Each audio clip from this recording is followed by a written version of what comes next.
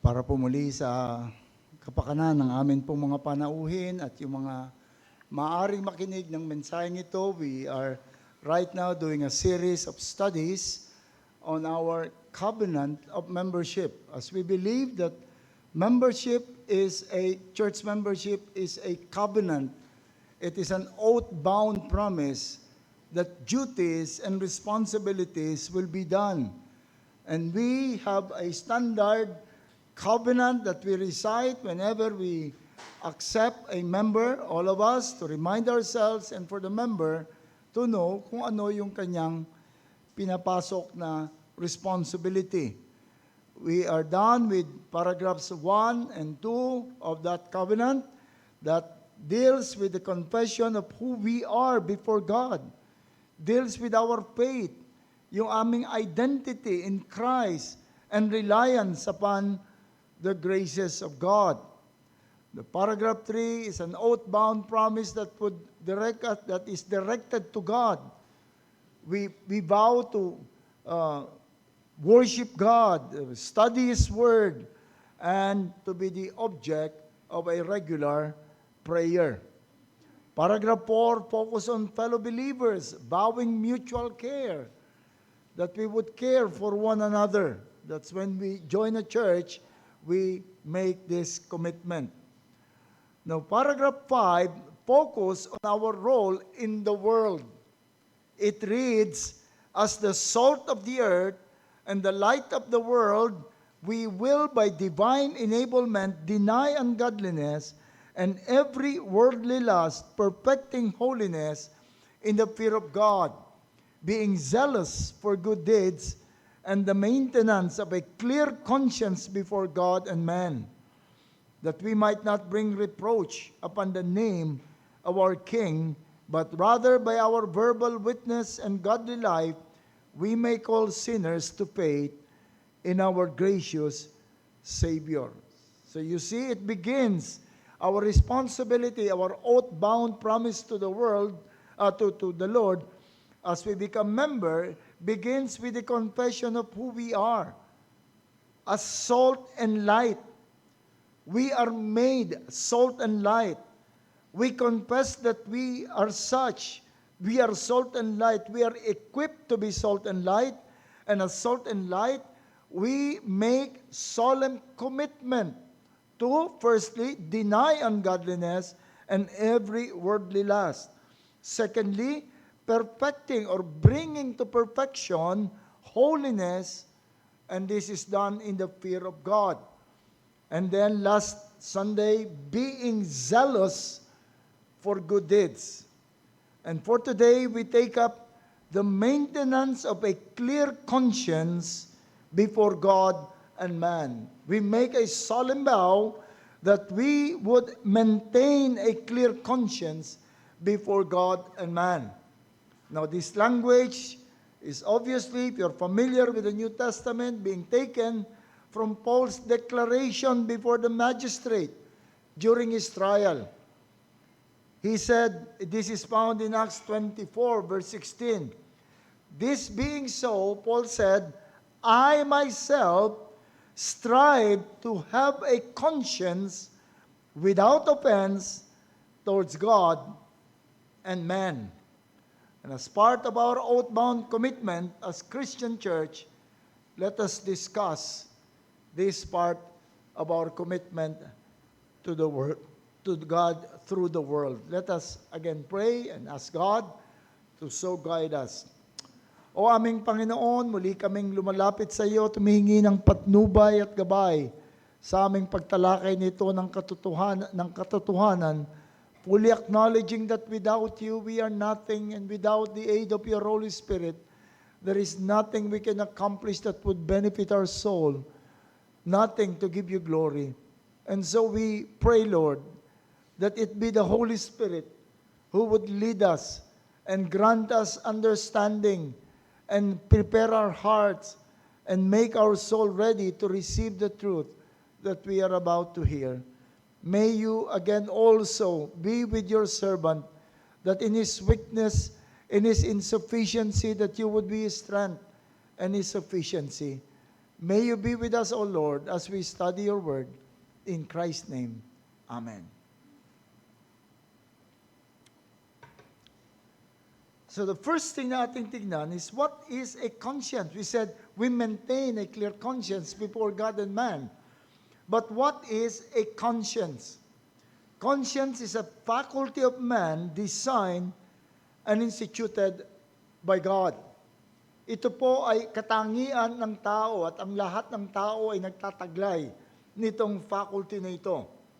When God created man, He created man in His image, in His likeness. He created man like Himself, a moral being. And they were created to give glory to God, to picture God, to mirror God. And for man to be able to do this, God has written the law, His moral requirement in the heart of man as they were created. Being so, man has a natural awareness. When God created man in the Garden of Eden, man has a natural awareness of what God requires of him. It is in his heart. Instinctively, he knows what God wants. He knows what pleases God. He knows by instinct that God alone must be worshipped, that they should preserve life, that they should love one another. All these are desires of God. God wants them to be such, and it is all written in the heart of man. They don't need to be told. They know how to behave in the manners that their heart is telling them. But then coupled with this awareness is the satisfaction and the desire to follow the direction of God. Yun po yung disposition ng tao. Gusto niyang bigyan lang ng kasiyahan ng Panginoon. Man was created, that's the chief end of man, to glorify God, to enjoy God. Merong tendency, merong disposition yung tao. I want nothing but the joy of God. I want nothing but to please God. So napakagandang combination. Nandun yung knowledge on how to do it, at nandun yung disposition. So ito yung kalagayan ng tao. Having the knowledge of God and what God requires, and the desire and inclination and disposition to do it. You see that man in his state of innocence, Adam and Eve, were both predisposed to seek what pleases God. And they have the concept of what can please God.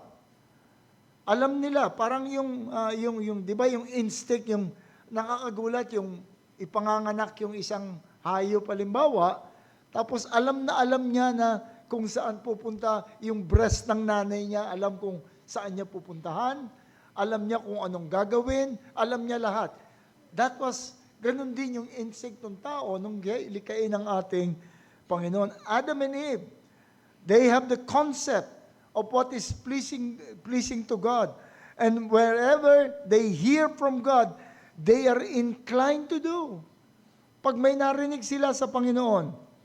In fact, the tree of the knowledge of good and evil was not so that they will know what is good and evil. They're not interested in anything evil. Gusto lang nila yung bagay na mabuti. But why was the knowledge of good and evil given to them? Yung tree. It will, yung the tree of the knowledge of good and evil, so that they will not only know what is good and evil, but rather that they may know by experience. Kapag dumaan sila doon sa, sabi ng Panginoon, huwag kayong kakain dyan. So pag dumaan sila at nakita nila yung puno, nakita nila yung bunga, immediately they know by experience, let us not eat and that would be good. At alam nila, if we will eat, that is evil. So meron na silang hindi lang concept ng good, alam na nila by experience, yung pag-iwas nila is an acknowledgement that that is evil. Hindi dapat gawin.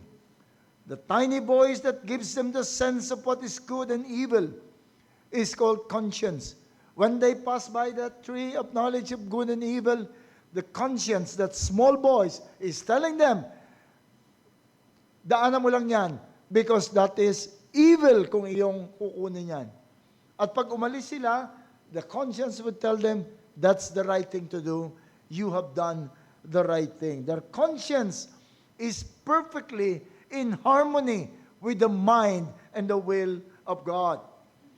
By these two faculties, they live at peace and harmony with God. There are times that the Lord would manifest His presence. He would walk, we were told in Genesis 3, that He would walk in the garden during the cool of the day, and they would just want to come to God and commune with God and worship God and praise God. They had no controversy because the tiny faculty is not telling them of anything that they have done wrong. All the tiny faculty called the conscience is telling them, so far you've been doing everything according to the will of God. And they love it. They have not offended God. Their conscience was at peace with themselves and with God. But then that was just a short period in our book at least. Because when we come to Genesis chapter 3, we read of the fall. The devil, perhaps knowing that they know what pleases God and that they have the disposition to do what pleases God, went around their conscience and targeted their mind and their emotion to get Eve for what her conscience inikutan para hindi niya kailangan sabihin yung i-reject kagad ng conscience ni Eve. Hindi yun ang kanyang ginawa. The devil, imagine if the devil simply presented choices. Eve, come here. Here is the will of God. And here is what I want you to do. Sabi ng Panginoon, huwag kang kumain. Huwag mo yung sundin. Kumain ka. The conscience would simply say, no, I cannot do that. You cannot do that. That would be what the conscience would probably do. But the devil went around and appealed to what could be legitimate for Eve. It was legitimate for Eve to desire to be like God. Doon siya pinokus ng devil. You will be like God. It's legitimate to be like God. The conscience will not reject. If Eve would say, I really want to be like God, the conscience would not say that's evil. And you will be wise knowing good and evil. That's also legitimate. The conscience will also not say, no, do not try to be someone who knows good and evil. Doon sila pinokos ng devil. And Eve was overwhelmed by what her logic and passion told her. So he set aside the voice of the conscience. She yielded to the temptation, and the fall came. What happened to the conscience then, after the fall? The function of the conscience still was intact after they sinned. And we have indications that their conscience was still functioning, telling them what is good and what is evil. How did we know? When they hide from God, it means that they know they have a controversy with God. They know that they have something that would make them unable to face God. We did something wrong. So they hide, they run away from God. And that would tell us that they know they have sinned. Their conscience functioned. They have sinned. They try to, when they finally encounter God, they try to hide, they try to pass the blame. And it's an indication that the conscience was still working because they tried to pass the blame. Ibig sabihin, masama ito, hindi ko dapat tanggapin to, ipapasa ko. Sabi kay Adam, have you eaten of the fruit? Uy, masama yun. Sabi ng conscience ko talaga masama, hindi dapat. So instead, to pacify the conscience, ipapasa niya, yung kasi binigay mo eh, ikaw kasi binigyan mo ko eh. They try to pass the blame. They try to escape the voice of the conscience so it won't bother them. They try to silence the conscience by hiding, by running away, by passing the blame. And then the succeeding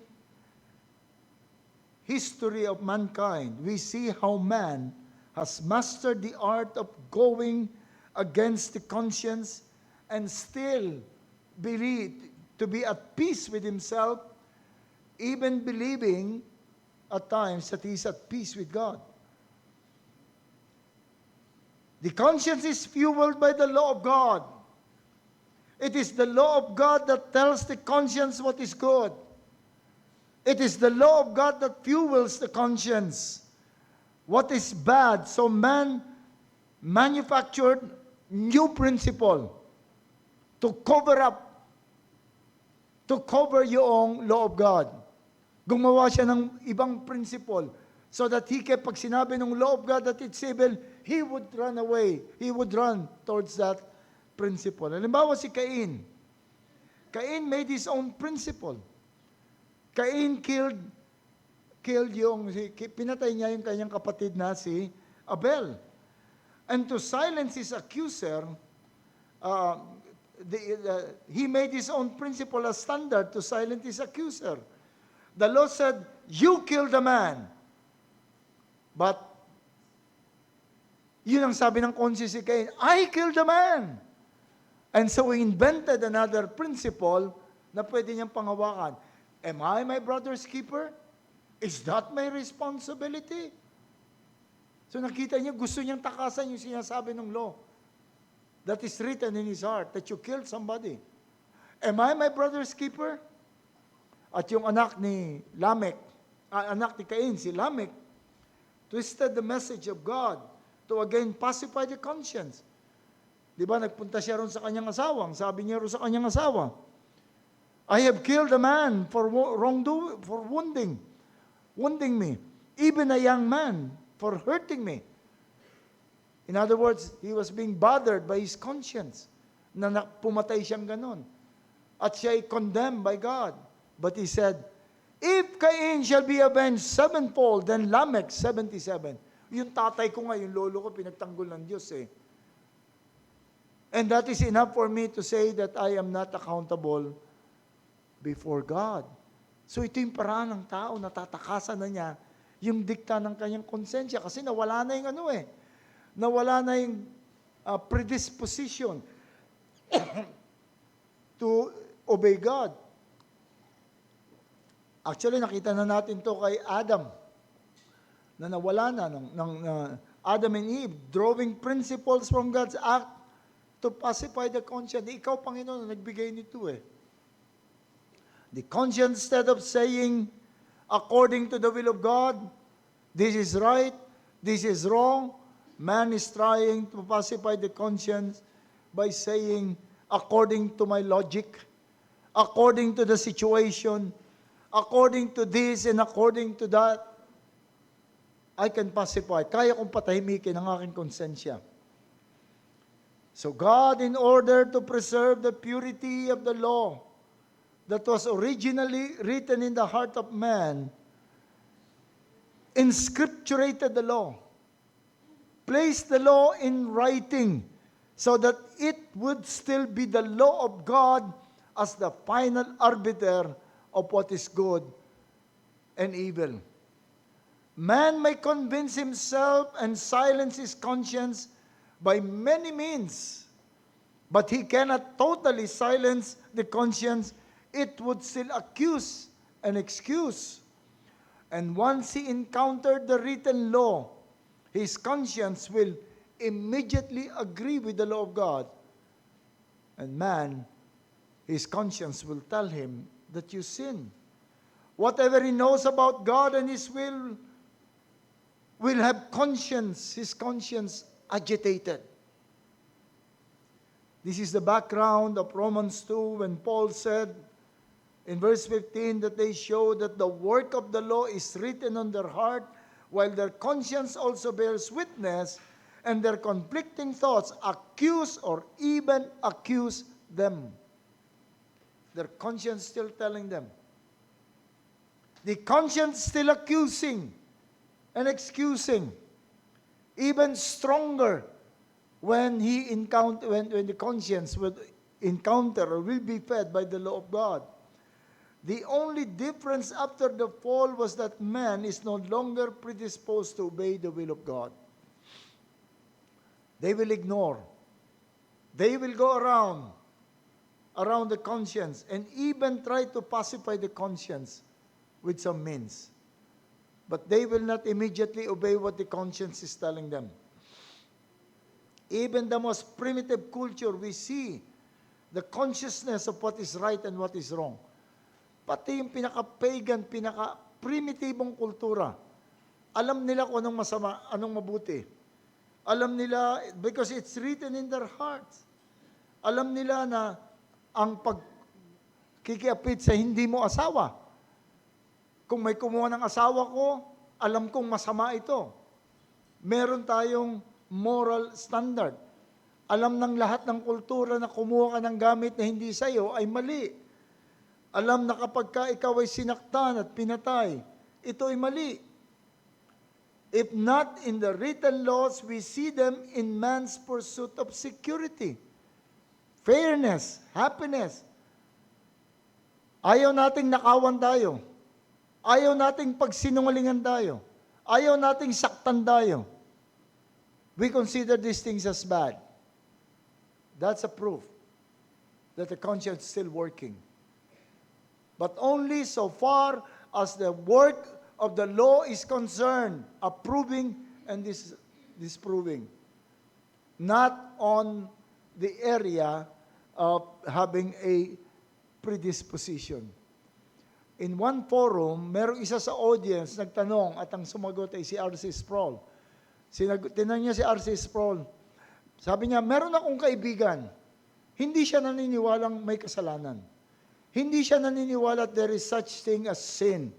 There is such thing as good and evil. Para sa kanya, everything is fair.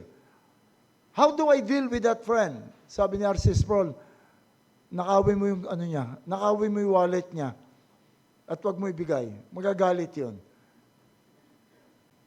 Which is right. Paano mo nalamang mali yun?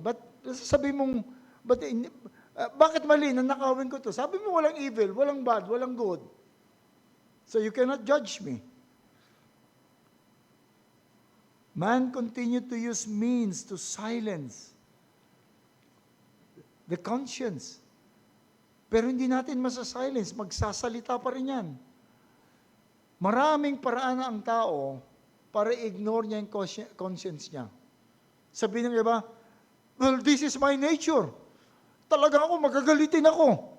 Madali ako magalit. Itong nature ko, pinanganak akong ganito. That's what you're telling your conscience. But your conscience is telling you na yaan ay hindi tama. Panginoon, ginawa ko mahirap ng Panginoon kaya ganito ang gagawin ko.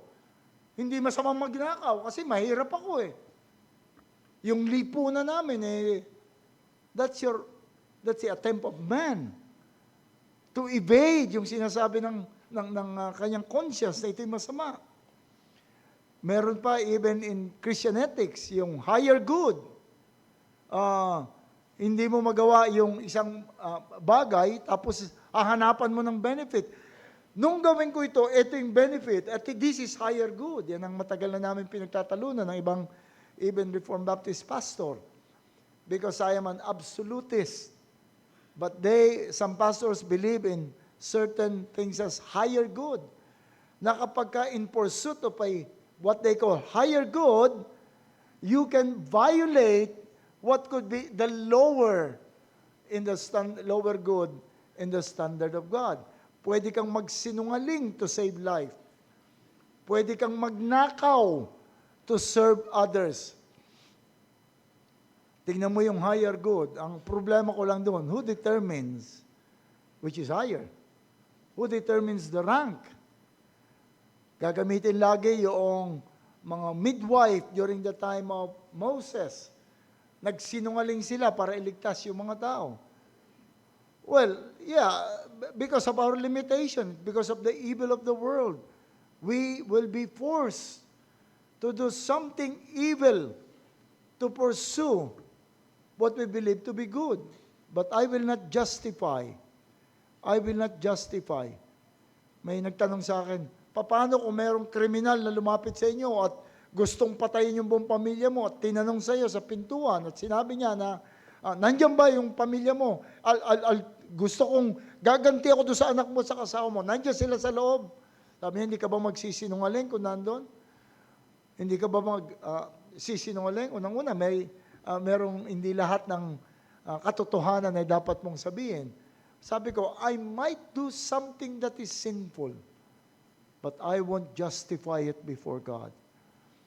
I will beg for God's forgiveness that in my weakness, I am forced to lie. This is generally, yung iba sabihin, well, this is generally accepted. Lahat ng tao gumagawa nito. Bakit magiging masama? Pag nangatwira kang gano'n, ibig sabihin, kinokondemn ka ng conscience mo, but you're trying to. Yung LGBT, anong katwiran nila? I was born this way. Pinanganak akong ganito. Or, yung child in the womb, still, ay part pa yan ng, this is my body. I have the right to do whatever is good for my body. So we see that the conscience are not only being fooled by laws and principles of man. The conscience is being replaced or twisted. But the conscience will continue to function.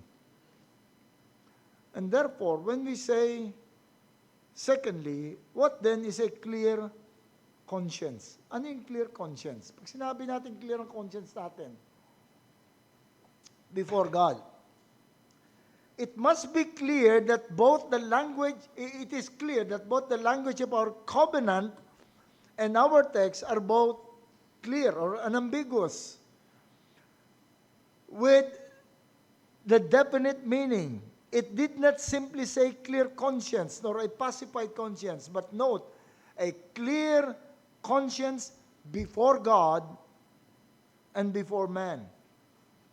At yung ating text dun sa Acts, a conscience without offense towards God and man. It is not simply saying a peaceful conscience.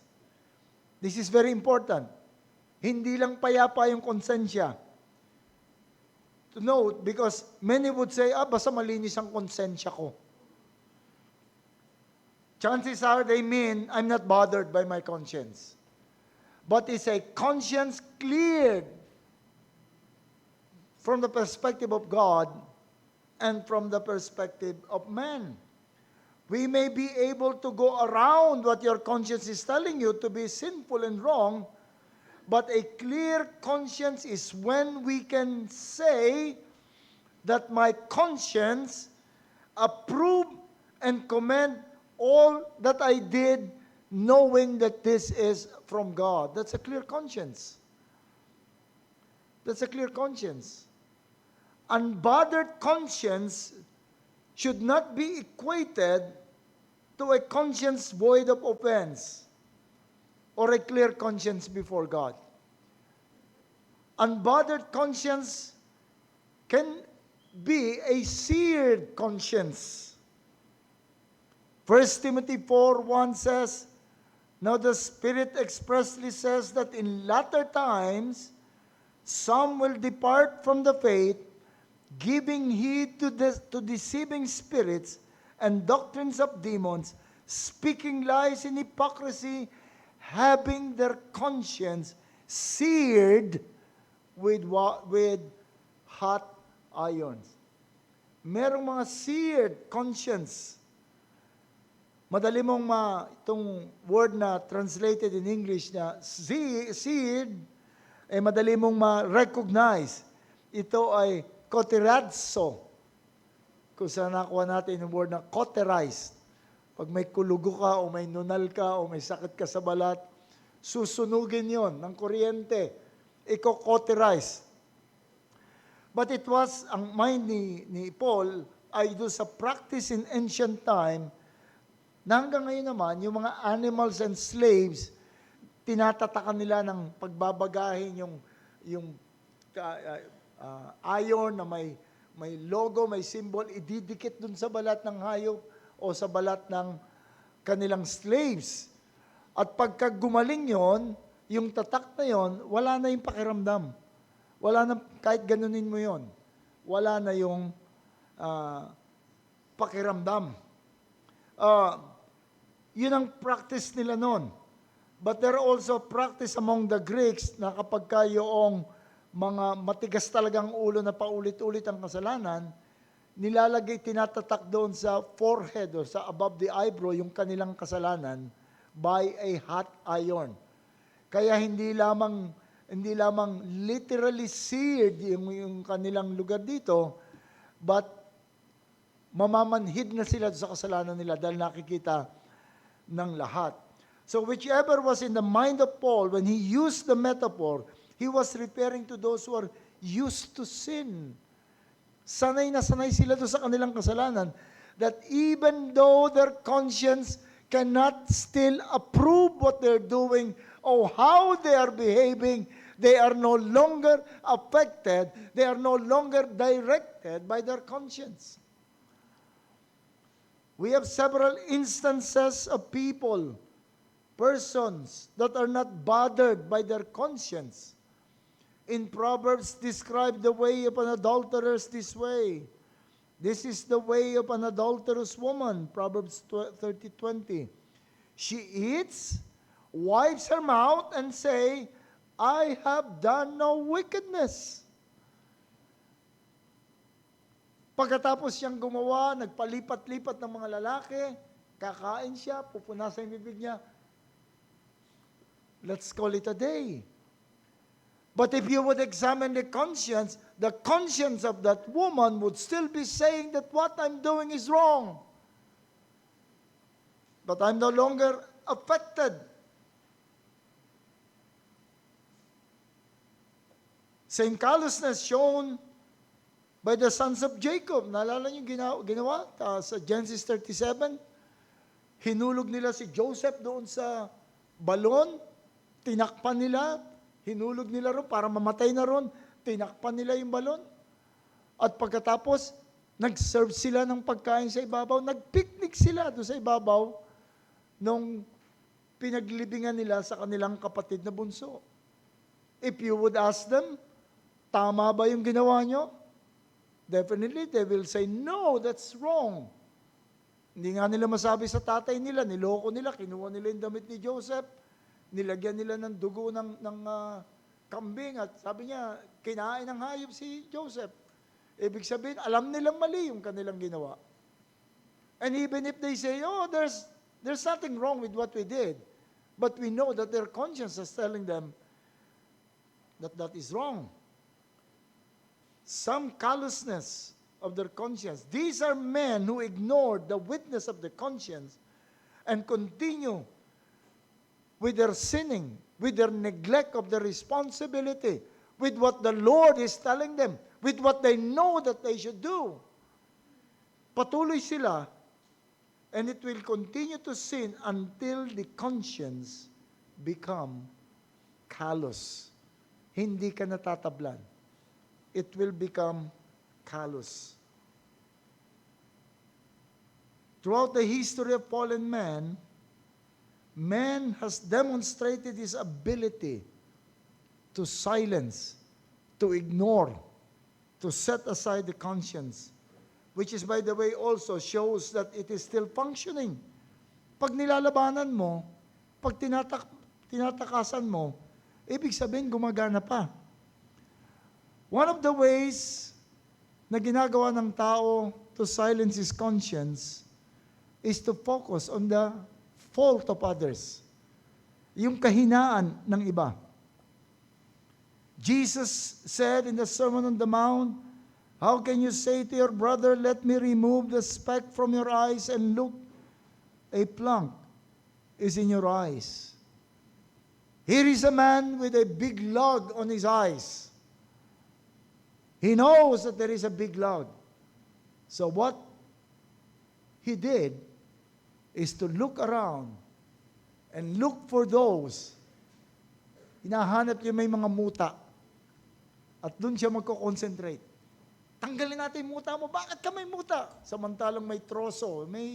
Meron ding sense of humor ang ating Panginoon. May troso sa kanyang mata. Pero maghahanap siya ng mali sa kanyang kapwa. And this is what's going on in social media. Everyone is attacking sin and errors of others while neglecting their own negligence of holiness. That is why I said that I do not trust much anyone who can only speak of what's wrong about others. I don't trust any leader who can only speak what is bad about non-Reformed Baptists, about this denomination. I have been in the ministry long enough to know that most of the fault finders in churches are those with undealt sin in their lives. Dysfunctional fathers or mothers, rebellious wife, husbands who is not trusted in the family, to pacify their conscience, they will find fault in others.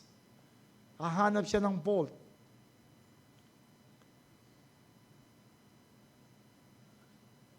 I was asked to preach on dealing with disaffected members in a pastor's conference. This was long time ago. I did not only study scriptures to know, but also those whom I know are always seems to be disaffected doon sa church. Yung laging may reklamo, laging may nahanap. And without exemption, nakita ko may mga problem lahat sa kanilang family. May mga problem lahat doon sa kanilang mga relationship sa bahay. Sila yung sakit sa ulo doon sa church. Sila yung maraming mga bagay na sumbat ng kanilang konsensya. Many could not live an act that conscience disapproved, so they blame the church. They blame the pastor or some members of the church. And I've been saying, if you want to leave the church because you cannot continue what you want to do with your life, because the church is hindering you, just leave the church. Do not try to blame the pastor or the members or anyone in the church. This is the standard that has been going on. At tama lahat yung aming sinasabi. So, looking for the fault of others is one way to cover for the conscience. Some will gag or muffle the truth. Si Stephen, nung nagsisimula na siya magsalita sa Acts 7, anong naging response? Hindi nila kayang kontrolin. Hindi nila kayang deny yung sinasabi ni Stephen. What they did is they stuffed their ears. They gnashed at their teeth. Ayaw nilang marinig yung sinasabi ni Stephen. Unrighteously, Paul, during his trial, preached to them.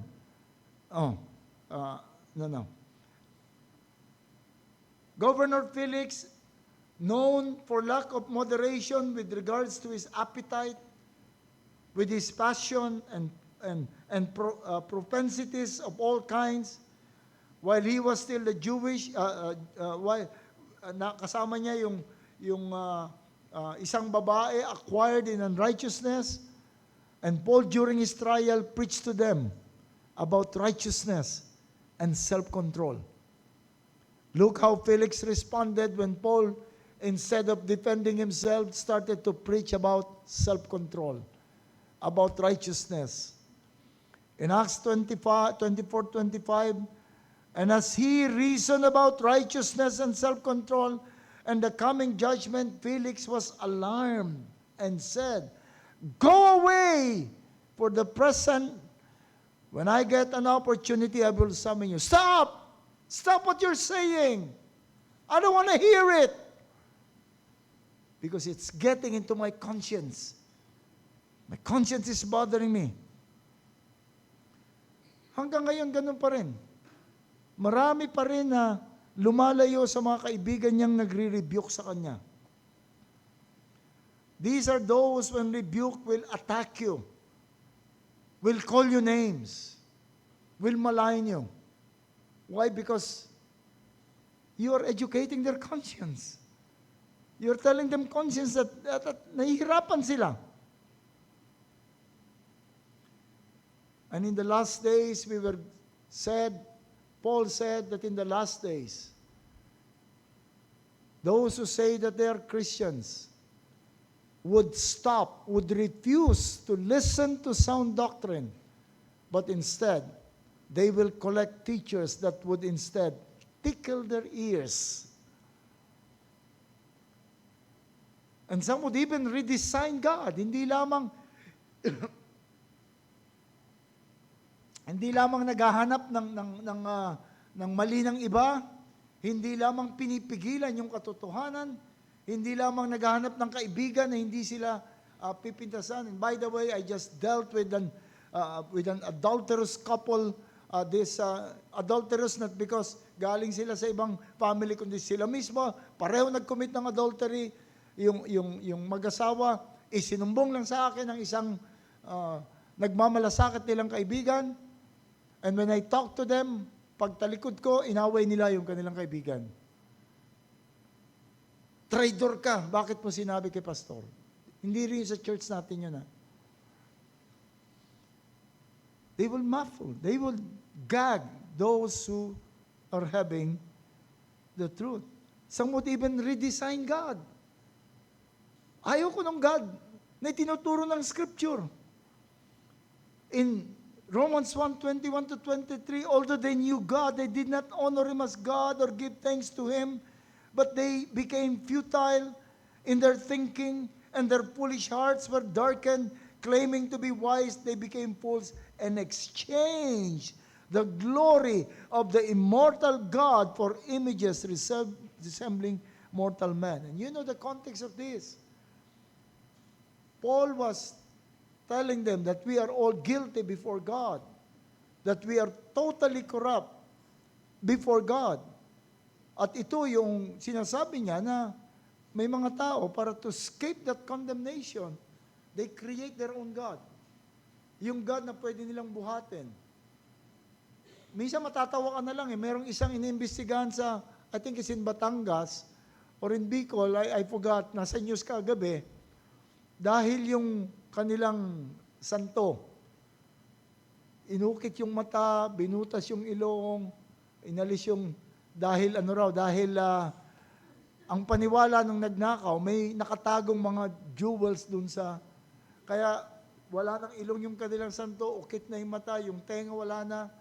Kaya't anong solusyon? Maglalagay na tayo ng CCTV para bantayan yung mga Diyos natin.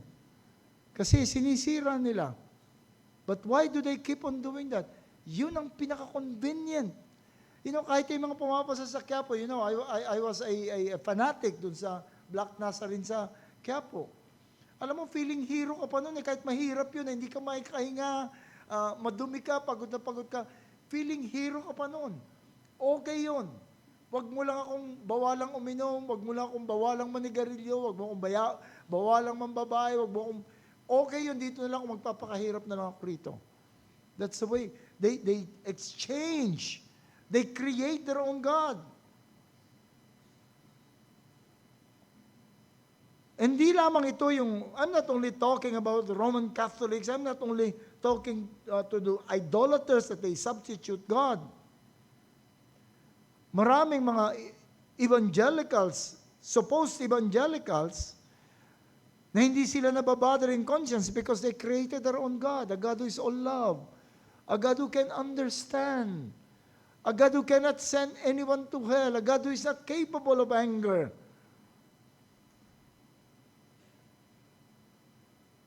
And another way, fourth way of evading the conscience is focusing on the forms to cover the neglect of the substance of ng totoong pananampalataya. We read in Matthew 23, yung series of woe ng ating Panginoon sa mga Pharisees. In verse 23 said, "Woe to you scribes and Pharisees and hypocrites! You pay tithe of mint and anise and cumin, but have neglected the weightier matter of the law, justice and mercy and faith. This you ought to have done without leaving the other undone." So here are the Pharisees and the scribe. They know that they have the duty to pay tithe of mint and cumin, which is just good and right. But they also need to deal justly, deal mercifully, deal righteously with other men, and which is more difficult to do. Alin ang mas mahirap gawin? Mas madaling magbilang ka ng munggo para makuha mo yung 10th part kesa doon sa magdi-deal ka sa tao. Kaya, nineglect nila yon, magko-concentrate sila rito sa madaling gawin, yung madaling form, at ito yung kanilang gagawin.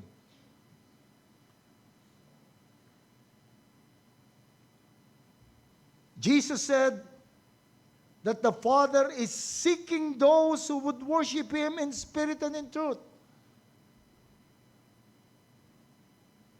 Nandito siya because the Father is seeking those who would worship Him in spirit, meaning with the intent of the heart, according to the truth, with all intent, with a heart that is prepared. But there is an easier way so that you will not be able to be condemned doon sa iyong gagawin. Replace it with program, with performance. Instead of preparing yourself, instead of daily meditation, instead of daily absorbing, instead of absorbing God, instead of walking with God daily so that you have enough reason to worship God, they would simply follow the program. Come on time. Prepare yourself for the program. Stand when the leader said stand, and sit down. Mas madaling gawin yon. Never mind about preparation. Never mind about coming and prepared to the worship. As long as I am quiet, kumakanta ako ng malakas, nangingibabaw ang boses ko, that's fine. Jesus also said, He desired abiding, intimate, and surrender to Him. He said, if anyone would come after me, let him deny himself, take up his cross, and follow me. That is devotion and dedication. That is what Jesus wants. In John 15:7, He said, if you abide in me, my words abide in you. Ask and whatever you wish, and it will be done to you. So that is the desire. That is why that's the reason why God saved us, to be reconciled with God, so that we will abide with God. We will commune with God. We will devote our time to God. We would seek God. But we have neglected it and replaced it with activity, activities, visibility, and output. That's what's happening in the evangelical church today. They have replaced intimacy, abiding and surrender with activities, visibilities, and output. We even build a culture that recognizes and rewards output, visibility, and activity. Sinong sumisikat na mga Kristiyano? Yung pinakamaganda magsalita. Yung pinakamaraming nadadala sa church. Yung pinakamaraming maibigay. Yung pinakamerong outward generosity. Sila yung sumisikat dun sa church. We build this culture that recognizes the reward, the output, the visibility, and activity. They deal with clothing, celebrate ito yung mas tinitignan nila yung tamang damit, not to celebrate Christmas. Ito yung mga bagay na doables are being made to substitute for the weightier matter of the law. They look for churches where they can perform and not be bothered with their inner faults. Sino ang tinitignan na Kristiyanong lumalago? Uy, nagmamature, lumalago yan. Yung taong niya, yung Kristiyanong yan. Paano mo nalaman?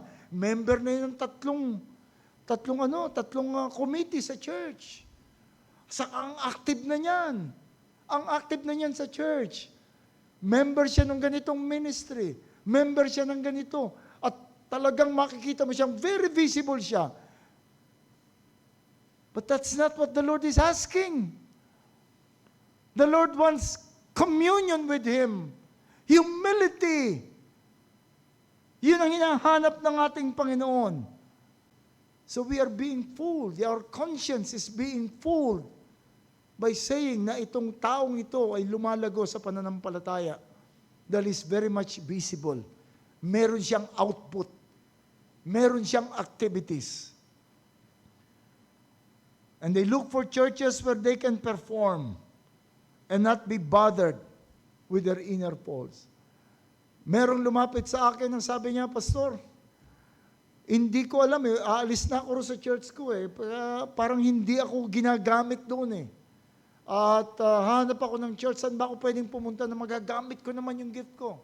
I have a standard answer to that. The Lord, hindi ka kailangan ng Panginoon sa ganun. Look for a church where you can commune with God, where you can grow, where you will feel your inadequacy so that you would look at Christ. Look for such a church where you can grow and let the church decide where they can place you. Beware of the church who is looking for output, for activities, or performance. That is circumventing your conscience. That is also my problem with concentrating on missions and evangelism. These are all good. But when you do it to the neglect of your personal piety, it is being used to silence the conscience. So our vow is that we would have a clear conscience before God. A clear conscience before God is an increasing discovery of the rule of our the discovery of the rule of duty. You shall love the Lord your God with all your hearts, with all your soul, and with all your mind. You cannot do it in one moment, in one activity. You have to discover God more. So if you want a clear conscience before God, you must have an increasing knowledge of God. Jesus by law means the entire revelation of God, who He is, what He requires. These are summarized in the Ten Commandments. And what we have here is the rule of duty. It is loving God with everything, making Him as the only motive of life. Kung wala kang increasing duty, increasing knowledge of God, you cannot keep a clear conscience before God. Since it is not expected that we will know all about God's revelation of His will and of His wisdom, there must be a lifelong diligence to grow in the knowledge of the Scripture. But more than knowledge, it should be able to testify upon good grounds that there is a correspondence between the rule of God expressed in His Word and our action. That when even after the strictest test, it can find no sin habitually indulged or duty allowed to linger. But then we will surely find some, as in the experience of the holiest of the saints, as far as record is concerned, the Apostle Paul, you would continue those who are truly and sincerely striving to keep a clear conscience before God will continually and increasingly say, who can rescue me from this body of death?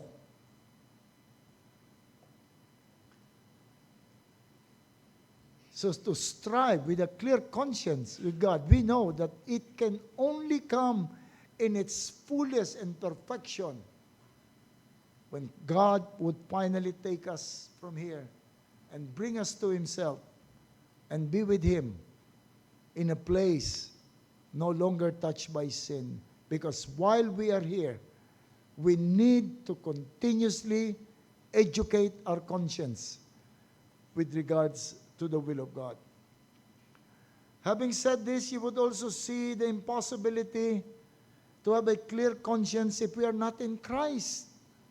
If you do not know Christ, if you have not realized your need of Christ because of your sinfulness, you have not committed yourself to Christ in repentance and faith, you cannot have a clear conscience before God. You know why? Because the purest or the most noble thing you can do is just like filthy rags. Wala kang magagawa na approved by God. Our conscience will continue to pester us with sense that we are not right with God, and we cannot erase that. I experienced this clearly when I was being bothered by my conscience. I asked people, I asked philosophers, I asked sociologists, I asked religious people, because I'm being bothered at iba-ibang sinasabi sa akin, magsipag ka uli sa church. So I did. Kahit na lasing ako ng Sabado at may hangover sa umaga, gigising ako, pumunta sa church. Punish yourself. Punta ako ng Quiapo, pumasan ako doon. But my conscience still telling me, you're not right with God because Christ is not in you. It was only when I found Christ, when I realized that there is nothing I can do to clear my conscience before God and come to Christ in repentance and faith, that I was able to clear our conscience. Our conscience is aware that God demands perfect obedience. Galatians 3:10 says, "Cursed is everyone who does not continue in all the things which are written in the book of the law to do them." Cursed if we will not continue to do in all the things. You can run from the messenger of the law, but you cannot hide from your conscience. But in Christ, there is full satisfaction of the conscience. Not because we would be able to attain perfect holiness, but we can always point our conscience to both the passive and the active obedience of Christ. When we are being bothered by our conscience, we can always look back. I have the righteousness of Christ, the perfect record of Christ. I have it.